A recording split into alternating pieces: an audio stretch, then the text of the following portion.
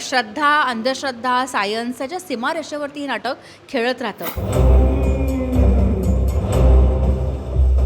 ते नाटक पुढे सरकत जातं, तसतसे तुम्हाला प्रश्न पडत जातात आणि त्या सगळ्या प्रश्नांची उत्तरंही तुम्हाला मिळत जातात. जीव प्यारा असेल तर वाडा सोडून पळून जा. जीव प्यारा असेल तर वाडा सोडून पळून जा.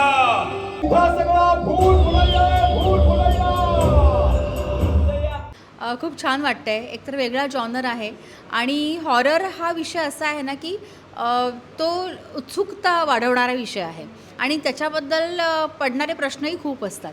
त्यामुळे हे नाटक बघताना जसजसं नाटक पुढे सरकत जातं तसतसे तुम्हाला प्रश्न पडत जातात आणि त्या सगळ्या प्रश्नांची उत्तरंही तुम्हाला मिळत जातात. हे आमच्या नाटकाचं खरं म्हणतो ना ते एक मेख आहे असं म्हणेन किंवा त्याचं हे खरं यश आहे.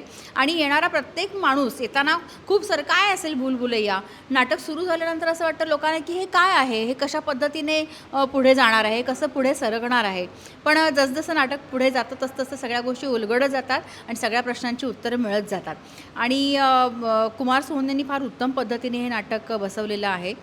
मी आज बऱ्याच वर्षांनी एक 5-6 वर्षाच्या गॅपने मी काम करते आहे आणि मी आत्तापर्यंत खूप साऱ्या भूमिका ग्रामीण भागाच्या केलेल्या आहेत, ग्रामीण बोलणाऱ्या भूमिका केल्या आहेत. पण मी पहिल्यांदाच अशी सोशल भूमिका करते आहे जिथे मी स्पष्ट आणि स्वच्छ मराठी बोलते.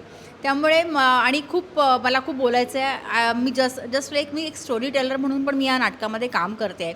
अशा वेगवेगळ्या प्रकारचा हा सगळा आम्ही एक जो गुंता आहे तो सोडवण्याचा प्रयत्न या नाटकामधून केला आहे. कुठेही अंधश्रद्धेला खतपाणी न घालता श्रद्धा, अंधश्रद्धा, सायन्स याच्या सीमारेषेवरती हे नाटक खेळत राहतं.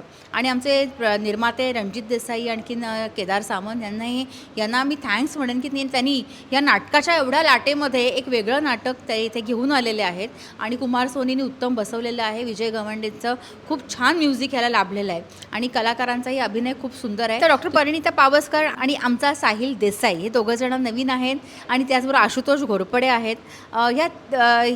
ही सगळी जी मुलं आहेत ना ही खूप म्हणतो ना मेहनती आहेत आणि खूप कष्टाळू आहेत. खूप उत्तम पद्धतीने त्यांनी काम केलं आहे. आणखी त्यांना सेन्स आहे, बेसिकली अभिनयाचा सेन्स आहे आणि त्यांना प्रश्न विचारायला आवडतात. त्यांनी प्रश्न विचारून कुमार सोनींना भंडावून सोडलं होतं.